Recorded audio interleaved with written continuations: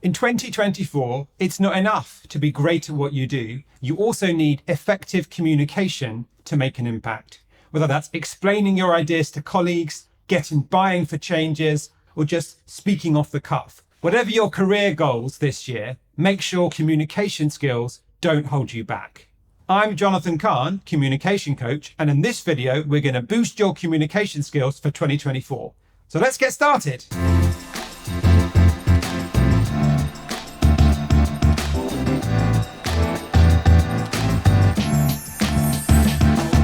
In this video, I'm going to show you 7 simple ways to boost your communication skills for 2024. They are, at number 1, listen before you speak.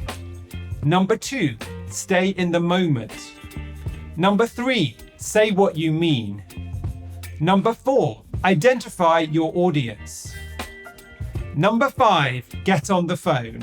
Number 6, find out what the other person wants. And number 7, choose your leadership style.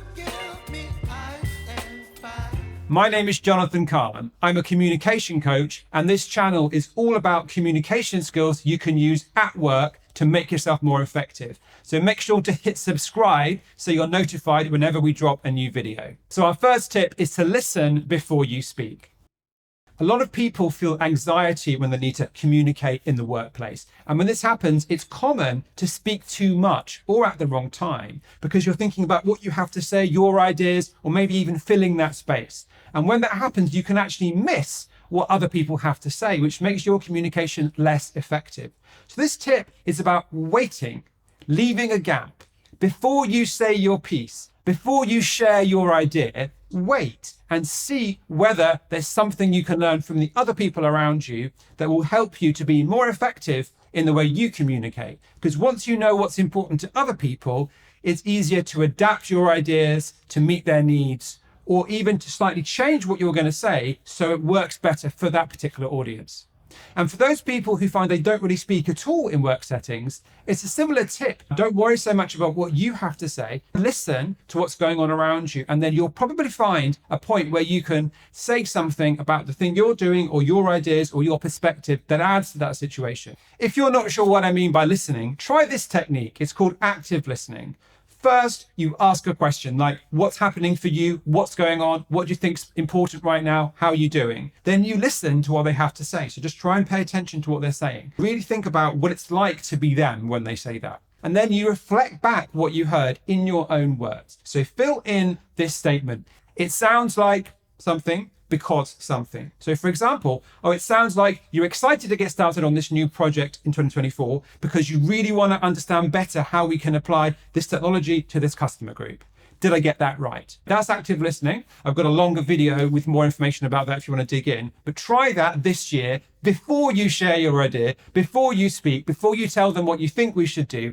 First, listen to them and see where that gets you. Number 2, stay in the moment or go with the flow. The communication can make us feel anxious because we can't control the outcome. There's us, there's other people, and it can be worrying because we're not sure how to do a good job or do it well. And this means we can sometimes dwell on the past or worry about the future and forget about the present. Because communication happens between two people, whether you're on a video call or you're sat in a room with somebody, it only really happens right there in the moment. There is no past, there is no future. Maybe you've planned to say something, maybe you planned a certain outcome from a meeting, but you need to adapt to what's really happening right now and go with the flow. And that will make your communication much more effective. Number 3, say what you mean. Now I've got a question for you.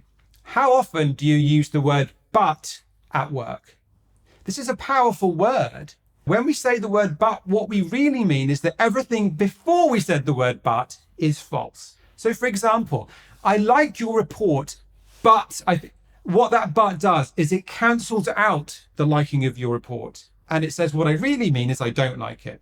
Okay, so how often do you say, that's a great idea, but I agree with you, but yes, but if you find yourself saying that a lot, you need to consider if that's you saying what you mean or if that's you saying the opposite of what you mean. So the kind of classic version of this is yes, but. Someone suggests something and you say, yes, but reasons, reasons, reasons. The reason why we do this is it's very dangerous to say yes to an idea at work. There could be any number of issues with that idea. Maybe we won't be able to deliver on our promises. So it's much safer to say no. However, saying no is seen as rude or kind of unteam-like. So instead we say yes, but.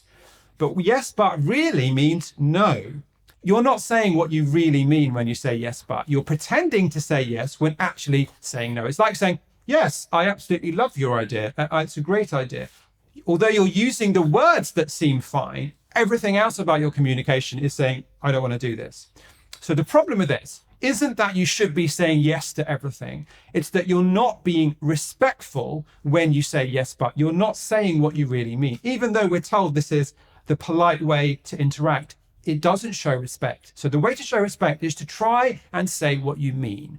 If possible, say yes to things when you can. But if you can't, find a way to say no that could lead to a future yes. Look, I like your idea. I want to help you get your goals met. At the same time, I'm not sure right now whether I can do what you're asking. Can we work together to find a way to get what you want in a way that I can help you with? Because I'd love to do that. And that's a kind of no that is respectful and leads to a possible future yes. Try not to say yes, but try to either say yes or to say no and explain why it's a no and see if you can lead to a future yes. Number 4, identify your audience. Now, most people, when they want to communicate something, they start by thinking about what they want to achieve. What are my ideas? What is my plan? How do I want to make this thing happen? But this is the wrong place to start when you need to communicate, because the place to start is not you and your ideas, but the audience. Who is it that you need to reach? Who are you trying to communicate with? Who do you need to cooperate with you, to support you, to collaborate with you? That's where you need to start. So one example of this is when you're going to give a talk at a conference, find out about who is coming to this conference, their backgrounds, why they're here, what they're expecting, and then you can figure out how to share your ideas in a way that works for them. When you're identifying your audience, the question to ask is, what do these people want from you? Or how does what you do affect their work? Craft the message you need to give to that particular concern so that the audience feels like you're speaking directly to them and they can understand how this affects them and what they want to do with it. Number 5, get on the phone. Now, this could equally well be get face-to-face or get on Skype or get on Zoom. I'm talking about the increasing tendency in business today to use apps like email or chat apps like Slack or Instant Message as a way to communicate. These apps are a great way to communicate for things like background information, routine operations, technical details, getting people up to speed. However, when you need to do exploration, creativity, different perspectives, working out trade-offs, prioritization, the potential for conflict or different ways of seeing things, these apps are awful for that. You need face-to-face or phone communication for that type of conversation. And the reason why is there's no way to check for understanding when you're using that text-based medium. You can't check that they understood what you meant. And this is a disaster. You end up in lots of wasted time, lots of arguments where there shouldn't really be an argument. When it's real communication, when it's figuring out what we should do, get on the phone with the people, get on Zoom, or even better if you can, get in a room, get a couple of hours and a whiteboard. And that just lets you check whether you've understood them and they've understood you. And humans are really good at doing that when there is that ability and that time to check. The best possible mode of communication for this kind of work is face-to-face. Getting in a room with somebody, you've got a lot more information about what's going on for them, where there's issues, where there's differences, and you can immediately kind of zero in on that. After face-to-face, you've got any kind of video conference type situation, whether that's Zoom or whatever. This is better than audio just because you can see their face, so it's easier to see how they really feel. It's easier to kind of read how they're doing. And obviously you can use kind of collaboration tools as well that let you share visuals, etc. But if you can't do that, voice is still much, much better than email, because on voice, you've still got that chance to ask, what do you think of that? Tell me your thoughts. And then you can listen in to the tone of voice, etc. And just that time you've got then to check whether we're on the same page. Whenever there's something that involves creativity, different perspectives, negotiation, prioritization, get on the phone. Number 6, find out what the other person wants. Now, when you're trying to make something happen at work, it's easy to start with your strategy, your idea, the thing you want to happen, and kind of go out there and tell everyone, we should do this thing. That's kind of a natural place to start. But it's not the most effective way to make things happen, because it misses out the step of thinking about what everyone else affected by that thing wants. So when you want something to happen, instead of going in there, all guns going, this is great, we should do this, think about starting from a different place. There's a place and a time for that, but it's not at the beginning. So before you do that, go around everyone who is affected by what you're proposing or whose help you'll need to achieve that thing, and find out first of all what they want. So say to them, hey, this is an area we're working on. What are your views on that? What's important to you? How do you see this problem? And try and understand as much as you can about all the stakeholders, all the people, all the departments, all the ways of thinking around a thing that you want. And once you understand that, you can, first of all, present your idea in a much more tailored way to sell it to those people's concerns. Maybe you'll find out that a group wants something that they haven't currently got, and your solution can be a part of giving them that. But also maybe you'll find out some people are very much opposed to the thing that you want, and you've got to figure out a way of working or negotiating with them to kind of find a way forward for that thing. So don't start in your communication from the thing you want. Start from understanding what the other person wants, what matters to them first. And then they're going to be much more receptive to your idea. And even if they don't like your idea, you already know where the issues are. So you can address those issues as soon as you present your idea. You can say, well, I know there are concerns about this area. Here's how we're going to mitigate those concerns. And you can't do that unless you start from what the other person wants. And the last one, number 7, is choose your leadership style. Even if you don't have the word manager in your title, you still need leadership skills, at least for part of your role. For example, when you stand up and talk about your project, when you coach a junior colleague, when you talk about your area of expertise. And the question is, what leadership style are you using? Now, there are 4 styles. What we've got is a matrix, and we've got kind of 2 axes on this matrix. The first one is about status. Now, status is this idea of whether you take up space, making yourself big, keeping your head still, taking your time, dominating the space when you're speaking. A low status behavior is a way you try and make yourself small. You kind of look away, you say, you sort of move quite a lot, and you speak fast, and you reduce your relative status in the room.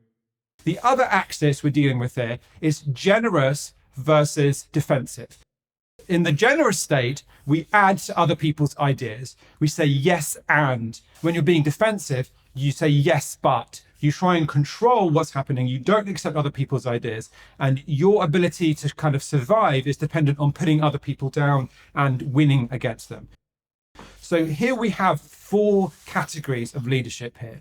On the bottom left, we've got defensive, low status. In the UK, we often call this job's worth. This isn't really a leadership style because people who behave in this way don't normally end up as leaders. Then we have defensive, high status. This is people who make themselves big and dominant, but they are defensive, so they push other people's ideas away. And these people are feared, but they're not very likable.